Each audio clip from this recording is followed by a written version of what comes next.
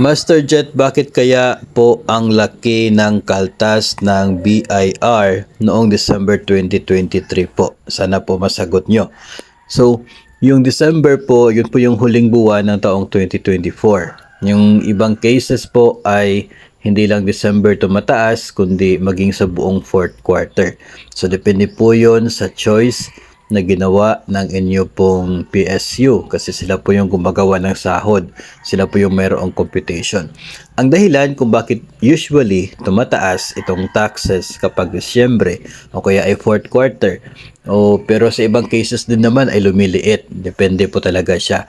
So yung mga rason po dito ay una, yun pong difference ng inyo pong total na taxable tax liabilities at doon sa actual na nakadeduct sa inyong sahod from January.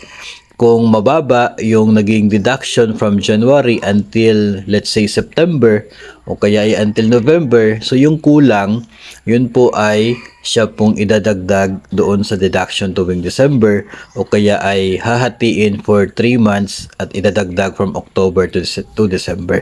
Kaya nga po depende sa PSU ninyo kasi sila po yung gumagawa ng sahod, sila po yung may computation sa mga benefits at kung magkano po yung dapat na taxes ninyo. Kung decision ng PSU na October to December yung adjustment, so medyo maliit lang yung itataas pero from October to December. Kung option naman po nila na December lamang mag-deduct doon sa kulang, so same lang until November pero malaki yung deduction pagdating ng December. So ganun po yun. Ngayon, isa pa po sa mga bagay na pwedeng dahilan dyan ay kapag nakatanggap kayo ng benepisyo sa loob ng isang taon na supposedly ay dapat taxable na pero walang tax deduction upon release.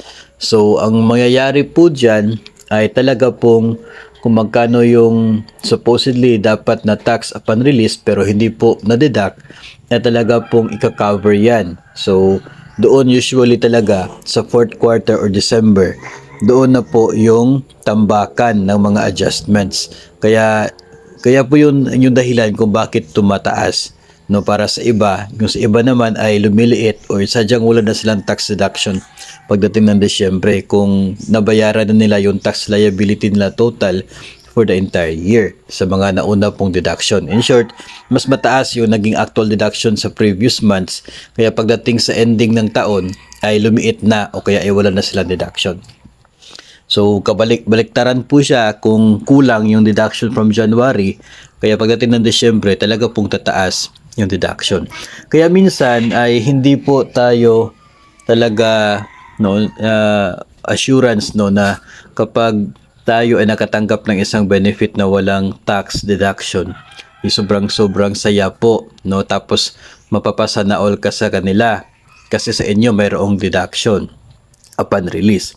Pero at the end of the year, ay talagang nagkakaroon talaga siya ng adjustments. So pwede na sila no tax deduction upon release, pero doon sa sahod, doon po yung bawi, doon sa deduction sa sahod, doon po tumaas. Kaya yung para ma-cover yung kulang.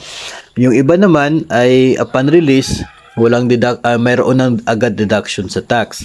So super sad kasi may tax deduction. Pero pagdating po sa sahod, walang nangyaring adjustment kasi nabayaran na yung tax noong time na nag-release ng benefit. So, ganun po yung sitwasyon. Kaya kahit po may deduction man sila sa tax upon release or wala, pare-pareho pa rin po tayo na at the end of the day, doon po sa ending ng taon, lahat tayo nababayaran natin yung tax na liability. Kasi nga doon sa mga adjustments na ginagawa. The same is true with the RSRI. Kaya malaking issue po yun para sa iba na sila mayroong tax deduction, yung iba naman sa ibang division ay wala. Pero pagdating po dyan sa sahod ninyo ngayong 2024, kung mayroon na kayong deduction sa SRI na tax noong 2023, wala na po siyang epekto sa sahod ninyo ngayon. Yung iba, super happy kasi walang tax deduction upon release. Panigurado by this time ay apektado yung sahod nila dahil doon sa kanilang dapat na bayaran ng tax doon sa SRI na natanggap. So, ano lang po yun, parang Depende po doon sa treatment at sa pag-implement nito, no? Dahil sa sobrang laki po ng ahensya natin, sobra din po dami ng ating mga opisina na siya po namamahala sa pag-process ng mga ganyan for our personnel. Kaya depende kung saan yung mas madali na gawin for the personnel involved, yun po yung kanilang ginagawa. Kaya normal po na may tendency na iba yung implementation sa kabila, iba naman yung sa kabila. Pero yung ending talaga dyan ay pare-pareho tayo na nakakabayad kung magkano yung ating obligasyon sa taxes.